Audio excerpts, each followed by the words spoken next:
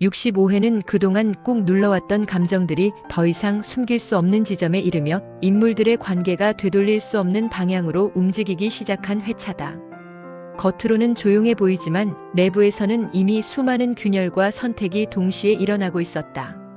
구독과 좋아요 눌러주세요. 이번 회차의 중심에는 시라와 풍주가 있다.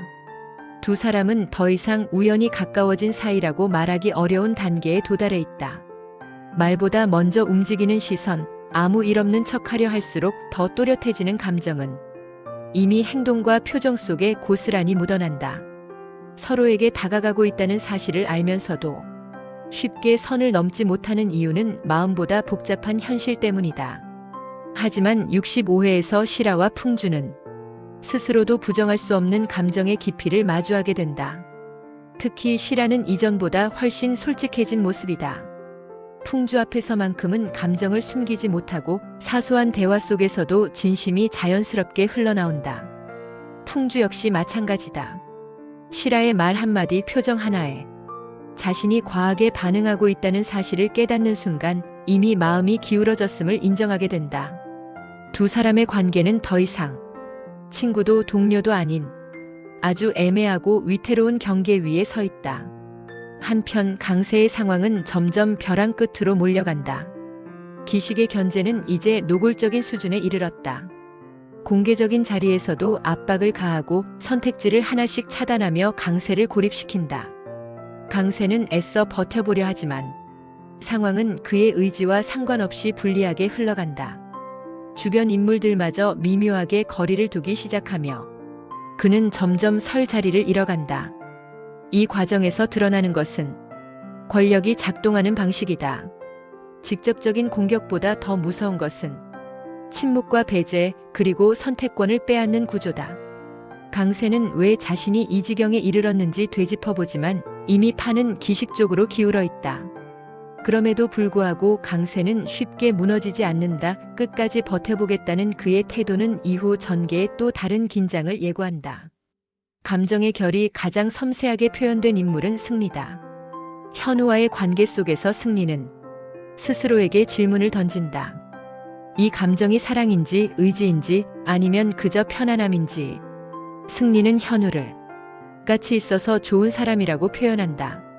단순해 보이는 말이지만 그 안에는 쉽게 정의할 수 없는 복잡한 감정이 담겨 있다. 현우 역시 승리에게 부담을 주지 않으려 애쓰지만 자신의 마음을 완전히 숨기고 있지는 않다. 두 사람의 관계는 격렬하지 않지만 잔잔하고 오래 남는 감정으로 그려진다. 큰 사건 없이도 공감을 얻는 이유는 누구나 한 번쯤 경험해 봤을 법한 관계의 온도를 담고 있기 때문이다.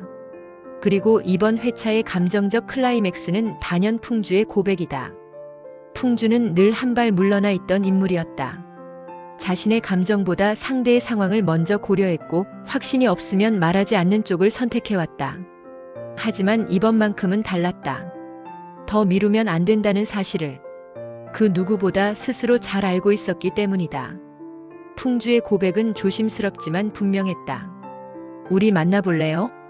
짧은 한 문장이었지만 그 안에는 오랜 고민과 결심이 담겨 있었다. 그는 단순한 호감이 아니라 곁에 있고 싶은 마음임을 분명히 했다. 특별한 사람으로 옆에 있고 싶다는 말은 관계의 방향을 명확히 제시하는 고백이었다. 시라의 반응은 즉각적이지 않았다. 놀람과 당황, 그리고 미묘한 흔들림이 동시에 스친다.